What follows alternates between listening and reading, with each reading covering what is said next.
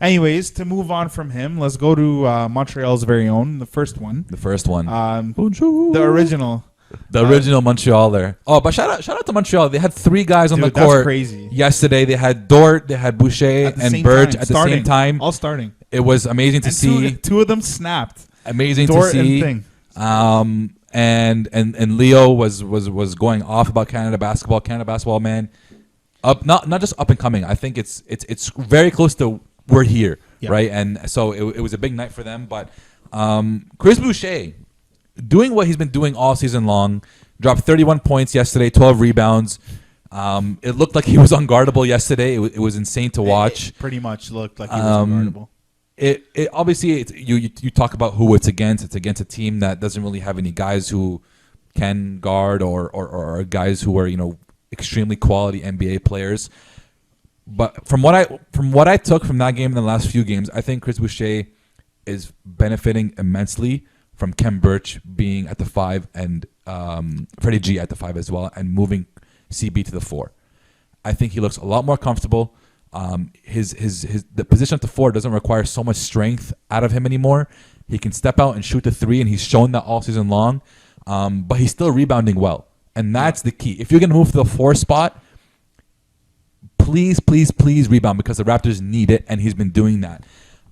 It's amazing to watch how confident he's been all season, regardless if he's playing well or if he hasn't been playing well. You wanted to trade him away last week with the trade that you found, I entertained it. You entertained it. The people thought I was James ridiculous. Wiseman isn't doing this, but James Wiseman is also a first-year player, which I understand. I'm just trying to throw you some shade here, but he's looked great. You bring up an interesting point about his rebounding, because I want to over the last 9, 7, 8 games. Yeah. Let's say their last 1, 2, 3, 4, 5, 6, 7 games, right? He's had 19 rebounds, 14 rebounds, 12 rebounds, 12 rebounds in 4 of those 7 games, which is odd to me because now there's a real big man there, and he's getting more rebounds than before. Yeah. So I guess you can say he's a little bit more comfortable in his position now. I don't know. Very comfortable. Maybe man. There's another guy there banging bodies so Chris can sag and get the rebounds. I'm not sure what the case may be. But like I said, man, I just don't think that Chris gets better from this. I think even if he does this next year, it's great. But I don't know if it can contribute to winning when we're actually at that level. It'll be interesting to see. But, I mean, there's no knock. I can't knock him. The guy is... And he doesn't just get you double-doubles. He's putting up 30 and 10. And he's hitting big shots. He hit massive shots in the win last night. Yeah. So you can't knock him. But for Chris Boucher's future, I don't think next year he becomes a starter. I think he still comes off the bench next year at the 4 spot.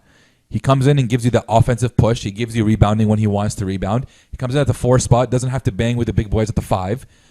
Doesn't really have to put on all that weight, all that muscle, exert all the energy at the 5 spot. So for his future, you say he doesn't get better than this. That's fine. What is he, 28 years old? 28, 29. 28, you want him to grow or keep growing with those OGs, the Freddies, the Pascals. That's their group. That's the same age group.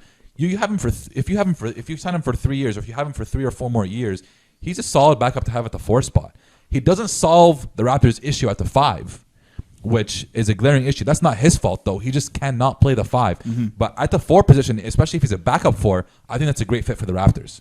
Yeah, I mean, there's no knock. He's on contract next year for $7 million.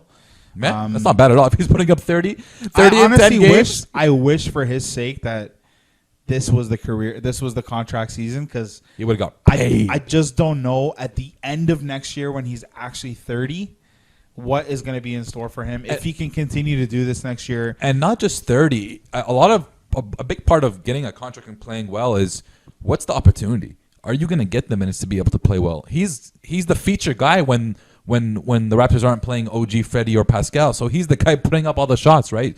He's proving that he can make them. But next year, when everybody comes back fully healthy, there's a full lineup, he's coming off the bench.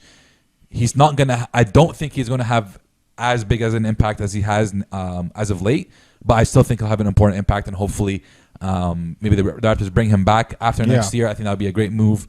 But money-wise, I don't know how much he's going to get at 30. You're absolutely right.